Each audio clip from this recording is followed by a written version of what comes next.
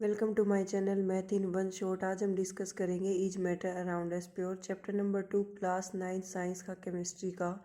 हमने last topic पढ़ा था एलॉय, वहीं से आज हम इसको स्टार्ट करने जा रहे हैं। और ये चैप्टर का इंटरनल चल रहा है सब कुछ। अगर ये कवर हो गया आपका तो इससे एनसीईआरटी की एक्सरसाइज और इंटेक्स क्वेश्चन आंसर जो है वो ऑटोमेटिक क्लियर हो जाएंगे। तो नेक्स्ट टॉपिक हमारा रहने वाला है alloy. Alloy is a mixture of metal to metal और metal to non metal. Alloy जो है वो मेटल का मेटल के साथ या मेटल का नॉन मेटल के साथ मिक्सचर होता है। इसमें हमारा सबसे फर्स्ट एग्जांपल आएगा brass. Brass is a mixture of copper and zinc. Brass जो है वो मिक्सचर होता है कॉपर का और जिंक का। कॉपर का सिंबल रहेगा Cu और जिंक का रहेगा Zn। ब्रॉन्ज जो है वो मिक्सचर होता है कॉपर का और टिन का। कॉपर का सिंबल रहेगा Cu और टिन का रहेगा Sn।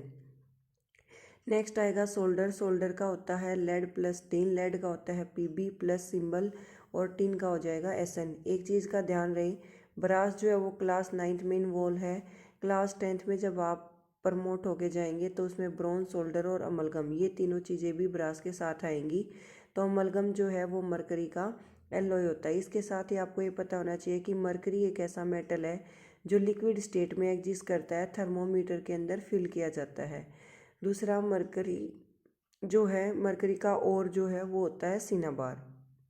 मरकरी एक ऐसा मेटल है जो लिक्विड स्टेट में एग्जिस्ट करता है, थर्मोमीटर के अंदर फिल किया जाता है। और मरकरी का और होता है सिनाबार।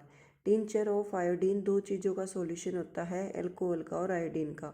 इसको उल्टा सीधा करके भी पूछा जा सकता है कि अल्कोहल प्लस आयोडीन से क्या आएगा, टिंचर ऑफ आयोडीन। या फिर टिंचर ऑफ आयोडीन क्या होता है, it is the solution of alcohol and iodine.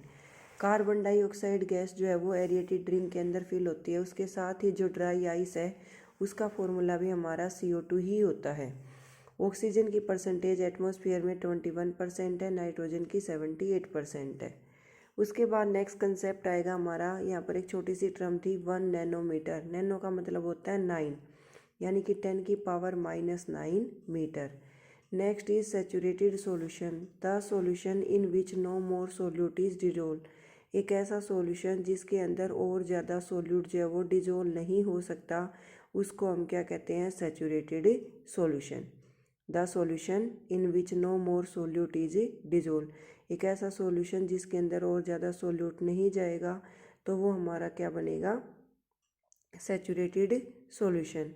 Mass by mass percentage अगर हम निकालें तो मास ऑफ सोल्यूट यानी कि कम mass divided by mass of solution यानी कि उस सॉल्यूशन का टोटल मास और मल्टीप्लाई में क्या जाता है 100। मास बाय अगर हम वॉल्यूम लेते हैं तो mass of solute divided by volume of solution और मल्टीप्लाई में क्या आ जाएगा 100। वॉल्यूम बाय वॉल्यूम अगर हम लेंगे तो volume of solute divided by volume of solution और मल्टीप्लाई में क्या आ जाएगा 100। इस तरीके से हम इन फॉर्मूलाज का यूज़ करते हैं पर्टिकुलरली इक्वेशंस को सोल्व करने के लिए, फॉर्मूलाज को सोल्व करने के लिए। हमेशा एक चीज़ का ध्यान रहे कि डिनोमिनेटर में हमेशा हमारा सॉल्यूशन का टोटल अमाउंट आता है। डिनोमिनेटर में हमारा सॉल्यूशन का हमेशा क्या आएगा, टोटल अमाउंट।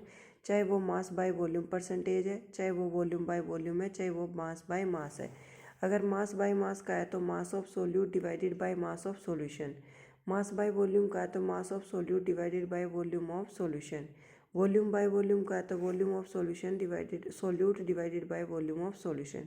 मल्टीप्लाई में जो 100 लगाया वो हमने परसेंटेज के लिए लगाया। Thank you so much for watching. For more videos, like, share and subscribe the channel.